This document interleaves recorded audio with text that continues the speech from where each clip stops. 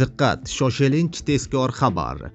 O'zbekiston fuqarolari tayyor turing. O'zbekistonda dam olish kunlari qaysi viloyatlarda?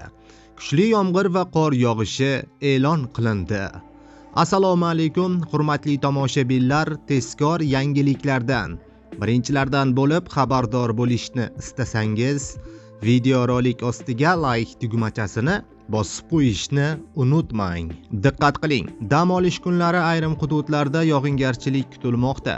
O'zbekistonda haftaning oxirida ob-havoda jiddiy o'zgarishlar bo'ladi. Yomg'ir va qor yog'ish ehtimoli bor.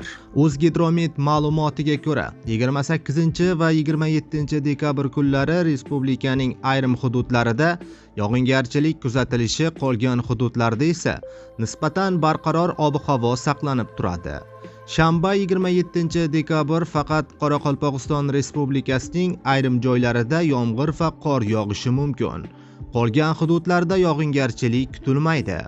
Yakshanba 28 dekabr kuni esa yog'ingarchilik hududi kengayadi.